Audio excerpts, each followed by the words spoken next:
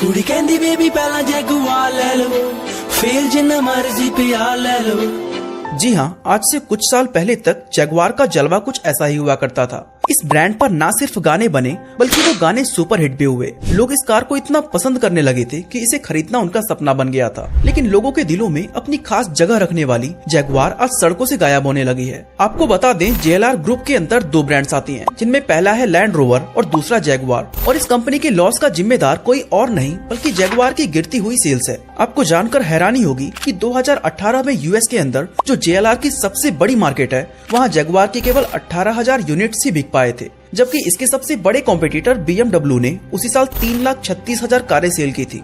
Even JLR group में जहां land rover की सेल्स साल दर साल बढ़ती ही जा रही है, वहीं जगुआर एक बड़े डाउनफॉल से गुजर रही है। यही वजह है कि आज JLR ग्रुप के लगभग 75% सेल्स केवल लैंड रोवर से आती है। तो अब सवाल ये उठता है कि कुछ साल पहले तक जो कार लोगों के लिए एक स्टेटस सिंबल हुआ करती थी, लोगों ने उससे मुंह क्यों मोड़ लिया? क्या वजह है कि इसकी सेल्स साल दर साल गिरती ही जा रही है? और क्या ये डाउनफॉल जगुआर के एंड की शुरुआत है?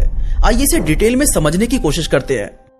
दोस्तों, जगुआर की कहानी शुरू होती है साल 1922 में, जब मोटर बाइक्स के दो दीवाने विलियम लायंस और विलियम वॉल्सले ने मिलकर एक कंपनी स्टैब्लिश की, जिसका नाम रखा स्वेलो साइड कार कंपनी।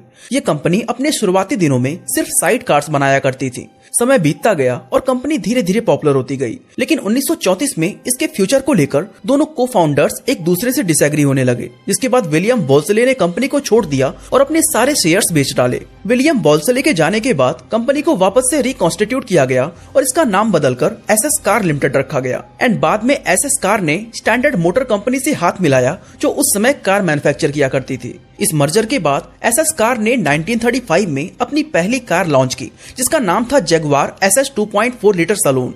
इस कार को विलियम लायंस ने खुद ही डिजाइन किया था और ये काफी पॉपुलर भी हुई। सेम ईयर कंपनी ने जगुआर मॉडल की second car Jaguar SS 90 launch की। ये एक 2 सीटर स्पोर्ट्स कार थी, जिसे कम्प्लीटली मोटर स्पोर्ट इवेंट के लिए ही डिजाइन किया गया था। और इस कार की top speed around 90 miles per hour थी, इसलिए इसका नाम SS 90 रखा गया था। अब दोस्तों, यहाँ तक देखें तो जगुआर नाम सिर्फ एक कार का मॉडल था। लेकिन साल 1945 में कंपनी के सभी शेयर होल्डर्स के साथ एक मीटिंग की गई और SS कार का नाम बदलकर जगुआर कर दिया गया। जिसके बाद जगुआर ब्रांड ने अपनी पहली कार XK20 को लॉन्च किया, जो काफी ज्यादा हिट हुई। और फिर सेम फॉर्मूला पर कंपनी ने और भी कई सारे कार्स लॉन्च किए, जिसमें XK120, XK140 एंड XK150 शामिल थी। वैसे जगुआर को सबसे ज्यादा पॉपुलैरिटी तब मिली जब 24 hours of the Le Mans race में इसकी एक कार ने जीत हासिल कर ली थी। और यहीं से जगुआर कार स्पोर्ट्स कार की कैटेगरी में दुनिया की पहली पसंद बन गई। अब दोस्तों, यहाँ तक तो चीजें काफी अच्छी चल रही थी, लेकिन प्रॉब्लम्स तब आई जब जगुआर कार के लिए जो स्टील कंपनी बॉडी को तैयार करती थी, उसे किसी दूसरे कंपनी ने एक्वायर कर लिया। जिसके बाद लायंस के सामने कई तरह के चैलेंजेस खड़े हो गए। जैसे एक तो उनकी उम्र भी काफी ज्यादा हो गई थी और दूसरा कंपनी को संभालने के लिए उनकी कोई औलाद भी नहीं थी। इसलिए 1966 में उन्होंने अपनी कंपनी को ब्रिटिश लेलैंड को बेच दिया। अब ब्रिटिश लेलैंड के अंदर पहले से ही कई सारे बेहतरीन कार ब्रांड्स थे, इसलिए उन्होंने जगुआर पर कुछ ज्यादा फोकस नहीं किया। ऐसे में जगुआर ब्रांड, जो अपने क्लासिक लुक और स्पोर्ट्स कार की वजह से पूरी दुनिया में फेमस था, धीरे धीरे बदलते वक्त के साथ वो एक ओल्ड मॉडल कार ब्रांड बन गया। कंपनी काफी लॉस में जाने लगी, जिस वजह से 1989 में ब्रिटिश लेलैंड ने इसे फोर्ड को बेच दिया। अब फोर्ड ने भी जगुआर को प्रॉफिटेबल बनाने की खूब कोशिश की। इसके मॉडल्स में कई बड़े बदलाव किए, लेकिन फिर भी ये पहले जैसे पॉपुलर नहीं हो पाई। इसके बाद आता है साल 2000, जब फोर्ड ने लैंड रोवर को भी एक्वायर कर लिया। अब लैंड रोवर और जगुआर को फोर्ड एक ही साथ ऑपरेट कर रहा था। दोनों के पार्ट्स एक दूसरे के साथ शेयर किए जाने लगे। इंजन और बॉडी में चेंजेस किए गए, लेकिन फिर भी जगुआर का हाल वैसा ही था। साथ ही ये फोर्ड के लिए एक बहुत ही बड़ा लॉस का रीजन बन गया था। इनके लॉस में जाने की वजह ये भी थी कि फोर्ड ने पैसे तो खूब बहाए, लेकिन नई फैक्ट्री और न्यू मॉडल्स में। साथ ही फोर्ड का लग्जरी कार्स में कोई एक्सपर्टीज भी नहीं था और जितना अटेंशन वो खुद के ब्रांड्स को दे रहा था, उतना जगुआर या लैंड रोवर को नहीं मिल रहा था। एंड लास्ट में इससे तंग आकर फोर्ड ने 2008 में ये दोनों ही कंपनीज टाटा मोटर्स को बेच दी। लेकिन यहाँ पर हैरानी वाली बात यह है कि फोर्ड ने जगुआर को ब्रिटिश लेलैंड से $2.5 बिलियन में एक्वायर किया था और लैंड रोवर को $2.75 बिलियन में। साथ ही इन दोनों ब्रांड्स पर $35 बिलियन खर्च किए गए थे। लेकिन 19 साल तक टाइम, एफर्ट और बेशुमार पैसा लगाने के बाद इसे सिर्फ $2.3 बिलियन में टाटा मोटर्स को बेच दिया गया, जो फोर्ड के लिए बहुत ही बड़े घाटे का सौदा था। और इसी से आप अंदाजा लगा सकते हैं कि ये दोनों ही कंपनीज फोर्ड के लिए कितना बड़ा सिरदर्द बन चुकी थी। अब सवाल ये आता है कि आखिर टाटा ने इन लॉस में डूबी हुई कंपनीज में ऐसा क्या देख लिया कि इन्होंने इसे एक्वायर कर लिया। एक्चुअली टाटा मोटर्स अपने प्रोडक्ट पोर्टफोलियो को एक्सपैंड करना चाहता था, जहां इन ब्रांड्स की मदद से उनके लिए लग्जरी कार मार्केट में एंटर करना आसान हो गया था। इसके अलावा इन दोनों ब्रिटिश ब्रांड की इंजीनियरिंग एक्सपर्टीज, ब्रांड वैल्यू और डिजाइन कैपेबिलिटीज की वजह से टाटा अपने खुद के प्रोडक्ट्स को भी बेटर बना सकता था। इन कंपनीज का एक्विजिशन टाटा को न्यू मार्केट में एक्सेस दे रहा था, स्पेशली यूरोप और नॉर्थ अमेरिका में। साथ ही इन ब्रांड्स की मदद से टाटा अपनी रेवेन्यू स्ट्रीम को भी डाइवर्सिफाई कर सकता था, जो अभी तक मेजॉरिटी इंडिया के डोमेस्टिक मार्केट पर ही डिपेंडेंट था। ओवरऑल देखें तो जैगवार और लैंड रोवर को खरीदना टाटा के लिए एक स्ट्रेटेजिक मूव था, ताकि वो ऑटोमोटिव इंडस्ट्री में एक ग्लोबल प्लेयर की इमेज स्टैब्लिश करके लग्जरी कार मार्केट में कम्पीट कर सके। अब बेहतरीन प्लानिंग के साथ टाटा ने इन दोनों आइकॉनिक ब्रांड्स को एक्वायर तो कर लिया था, लेकिन अपने उस प्लान को इम्प्लीमेंट करने में कंपनी के सामने कई सारे प्रॉब्लम्स आए। अब जिन कंपनीज को ऊपर उठाने में इतने बड़े बड़े प्लेयर्स फेल हो चुके थे, वो टाटा के लिए इतना आसान तो नहीं होने वाला था। इसके लिए टाटा ने 4 मेजर स्ट्रेटजीज बनाई, जिसमें पहली थी इन्वेस्टमेंट इन प्रोडक्ट डेवलपमेंट। टाटा मोटर्स ने जैगवार कार के डिजाइन और परफॉर्मेंस को इम्प्रूव करने के लिए रिसर्च एंड डेवलपमेंट पर बहुत ही ज्यादा इन्वेस्ट किया और कई न्यू मॉडल्स लॉन्च किए, जिसमें इनोवेटिव डिजाइन और कटिंग एज टेक्नोलॉजी यूज की गई थी। टाटा की दूसरी स्ट्रेटजी थी ब्रांडिंग एंड मार्केटिंग, ताकि जैगवार की पोजीशन वापस से एक लग्जरी ब्रांड वाली बनाई जा सके। तीसरी स्ट्रेटजी थी इंटरनेशनल एक्सपेंशन, जिसके लिए चाइना, मिडिल ईस्ट और रसिया जैसी बड़ी मार्केट में कई नए डीलरशिप और शोरूम्स ओपन किए गए। वहीं चौथी स्ट्रेटजी थी इनोवेशन एंड सस्टेनेबिलिटी। कंपनी ने कुछ मॉडल्स को हाइब्रिड और इलेक्ट्रिक वर्जन्स में लॉन्च किया, जो इसे फॉरवर्ड थिंकिंग और एनवायरमेंटल फ्रेंडली जैसे ब्रांड पोजीशन बनाने में हेल्प करता था। साथ ही टाटा ने एक अकाउंटिंग ऑर्गेनाइजेशन KPMG को हायर किया, ताकि इन दोनों ब्रांड्स का कैश मैनेज किया जा सके। एंड दोस्तों, अफसोस की बात ये कि इसके बावजूद भी 2009 में कंपनी को $463 मिलियन का नुकसान हो गया। एंड कहीं ना कहीं इन लॉसेस की असली वजह ग्लोबल रिसेशन था, क्योंकि उस वक्त कार की सेल्स बहुत ही ज्यादा कम हो गई थी, स्पेशली लग्जरी और स्पोर्ट्स कार की।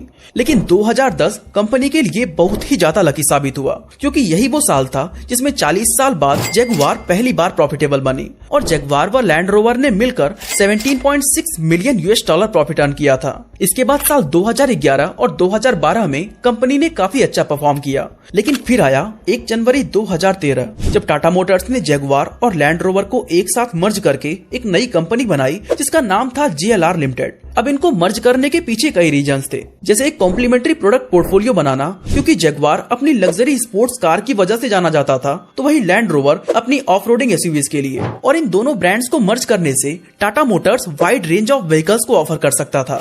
इसके अलावा इन दोनों को मर्ज करने का दूसरा रीजन था कॉस्ट सेविंग्स, क्योंकि अब ये दोनों ब्रांड्स एक दूसरे के साथ अपने रिसोर्सेज को शेयर कर सकते थे, जिससे एक तो इनकी एफिशिएंसी इंप्रूव होती, साथ ही मैन्युफैक्चरिंग कॉस्ट कम हो जाती। इन दोनों कंपनीज को मर्ज करने के बाद जनवरी 2013 में ही JLR ने जैगवार F टाइप कार को पेरिस मोटर शो में अनकवर किया, जो कि एक लग्जरी 2 सीटर स्पोर्ट्स कार थी। इसके बाद JLR ने second generation range rover sports car launch किया, जो पुराने मॉडल से ज्यादा लाइट वेट और फ्यूल इफिशिएंट थी। मार्च 2013 तक चाइना, नॉर्थ अमेरिका और यूरोप में JLR ने 3,74,000 से भी ज्यादा कारें सेल कर दी थी।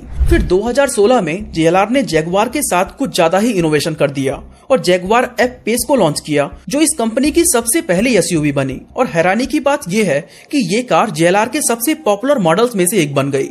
इस तरह दोस्तों, देखते ही देखते साल 2016 में JLR निसान को पीछे करके यूके मार्केट में सबसे बड़ी कार मैन्युफैक्चरर बन गई। और 2018 आते आते JLR एक अच्छी खासी प्रॉफिटेबल कंपनी बन चुकी थी, क्योंकि इस साल इसने लगभग 6 लाख व्हीकल्स सेल किए थे, जिससे उन्हें $1.8 बिलियन का प्रॉफिट हुआ था। लेकिन फिर आया साल 2019, जिसके बाद इस कंपनी के बुरे दिन शुरू हो गए। असल में JLR ने 2019 में 3.63 बिलियन पाउंड का लॉस किया था, जिसके बाद से ये कंपनी हर साल लॉस में जा रही है, जिसका सबसे बड़ा रीजन है जैगवार। अगर हम 2017 का डेटा देखें तो JLR ने 6,21,000 यूनिट्स सेल किए थे, जिसमें 1,78,000 यूनिट्स जैगवार के थे, तो वहीं 4,82,000 यूनिट्स लैंड रोवर के। अब सवाल ये आता है कि लोग आखिर लैंड रोवर को इतना ज्यादा पसंद क्यों कर रहे हैं। तो दोस्तों, आपको बता दें, लग्जरी SUV मार्केट में लैंड रोवर की एक स्ट्रॉन्ग रेपुटेशन रही है, जबकि जैगवार हमेशा अपनी स्पोर्ट्स कार और सेडान्स के लिए फेमस रही हैं। लेकिन अब लोग सेडान से ज्यादा SUVs को पसंद कर रहे हैं। साल 2021 में अमेरिका के अंदर 52% से ज्यादा व्हीकल्स SUVs खरीदे गए थे और 2022 के फर्स्ट 4 मंथ्स में 72.9% या तो SUVs या फिर पिकअप्स बिके थे। वहीं अगर हम सेडान की बात करें तो 2018 में इसका ग्लोबल मार्केट शेयर था 24%, जो 2019 में गिरकर 23% हो गया था। एंड दोस्तों यही सब वजह है कि लोग जैगुआर के मुकाबले लैंड रोवर को ज्यादा प्रेफर कर रहे हैं। लेकिन JLR के इन लॉसेस का यही एकमात्र रीजन नहीं है, बल्कि एक वजह डीजल कार्स की कम होती डिमांड भी है। देखा जाए तो आज JLR के पास 90% व्हीकल्स में डीजल इंजन्स लगे हुए हैं। हालांकि JLR खुद को हाइब्रिड और इलेक्ट्रिक कार्स की कैटेगरी में भी एक्सपैंड कर रहा है, जिससे हो सकता है कि आने वाले कुछ सालों में वो डीजल इंजन्स वाले व्हीकल कम बनाए। JLR के लॉसेस का दूसरा रीजन है चाइनीज मार्केट का स्लो डाउन होना। चाइना JLR के लिए उसकी सबसे बड़ी मार्केट्स में से एक है और वहाँ लग्जरी कार्स की मांग में आई भारी कमी की वजह से सभी कंपनीज की सेल काफी डाउन हुई है। वैसे दोस्तों चाइना में सेडान कार का मार्केट बहुत ही बड़ा है, जो 51% के साथ दुनिया में टॉप पर है। एक्चुअली 2014 में चाइना के अंदर JLR के प्रोडक्शन को बढ़ाने के लिए टाटा ने एक चाइनीज कंपनी चेरी ऑटोमोबाइल से हाथ मिला लिया था। इससे वो वहाँ के लोगों के पसंद के अकॉर्डिंग कार मैन्युफैक्चर करा सकते थे, साथ ही उन्हें 30% इम्पोर्ट टैक्स भी नहीं देना पड़ता। यही वजह थी कि साल 2017 में JLR ने 1,47,000 गाड़ियां सिर्फ चाइना के अंदर बेची थी। वहीं 2017 में कंपनी की टोटल सेल थी 6,21,000 यूनिट्स। एंड इससे आप अंदाजा लगा सकते हैं कि JLR के लिए चाइना कितना बड़ा मार्केट है। लेकिन चाइना में भी JLR की सेल्स गिरने लगी जब वहां पर इनके कार्स में कई तरह के क्वालिटी इश्यूज आने लगे और कंपनी को इंजन से लेकर एयर बैग्स तक की शिकायत मिलने लगी। एंड दोस्तों ये शिकायतें इतनी ज्यादा बढ़ गई थी कि 2018 में कस्टमर्स ने JLR के हेडक्वार्टर के सामने प्रोटेस्ट करना शुरू कर दिया था। एंड इन सब चीजों की वजह से ब्रांड की रेपुटेशन खूब खराब हुई। दोस्तों 2018 की बात करें तो यूएस के अंदर जगुआर के सिर्फ 18,000 कार्स ही बिक पाए थे। वहीं BMW कार्स की सेल देखें तो वो थी 3,36,000।